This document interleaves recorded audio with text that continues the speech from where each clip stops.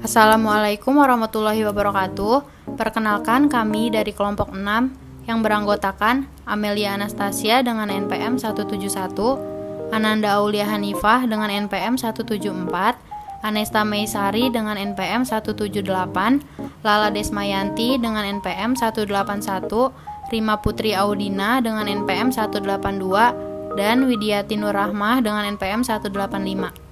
Kami di sini akan memaparkan materi tentang bioteknologi dalam bidang kesehatan.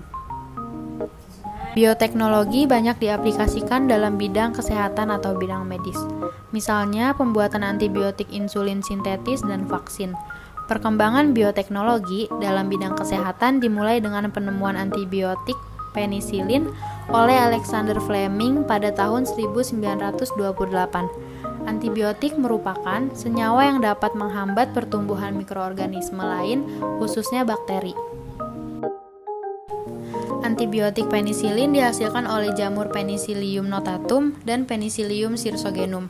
Seiring dengan perkembangan ilmu pengetahuan saat ini, ilmuwan telah berhasil menemukan berbagai jenis antibiotik yang diperoleh dari berbagai jenis mikroorganisme, seperti yang ditampilkan pada tabel berikut. Ke-1, Penicillium notatum dan Penicillium cirsogenum menghasilkan antibiotik penisilin.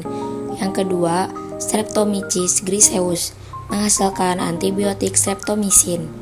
Yang ketiga, Streptomyces fradi menghasilkan antibiotik neomycin.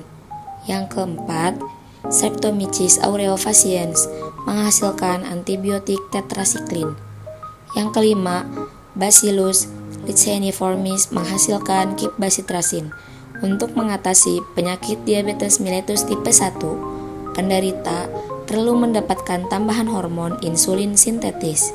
Melalui bioteknologi, ilmuwan telah dapat memproduksi hormon insulin sintetis, seperti hormon insulin yang dihasilkan oleh pankreas manusia.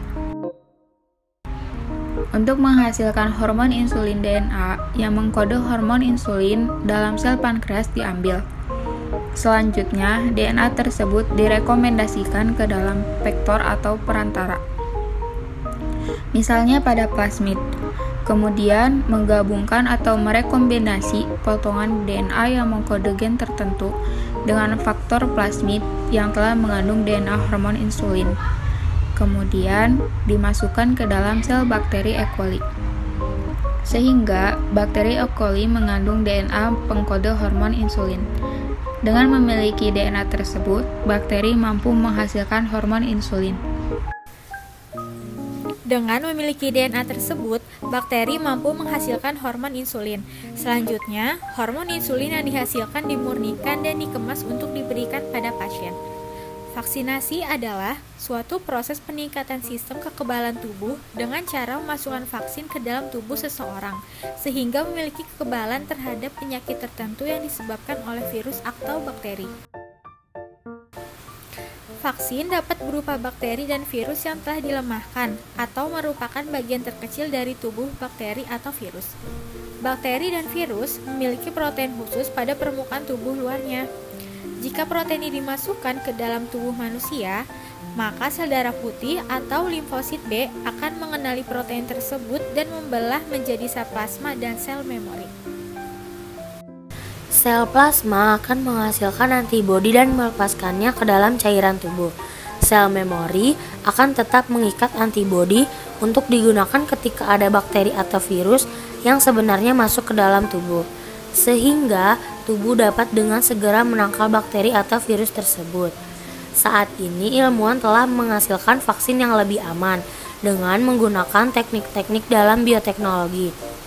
Ilmuwan telah berhasil mengisolasi gen yang mengkode protein yang terdapat dalam permukaan bakteri dan virus tertentu. Gen tersebut selanjutnya dimasukkan ke dalam sel Saccharomyces.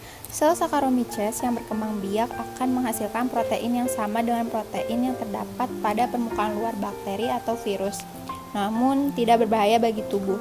Jika protein tersebut disuntikan ke dalam tubuh, maka tubuh akan memproduksi antibodi yang akan menangkal serangan bakteri atau virus yang sesungguhnya.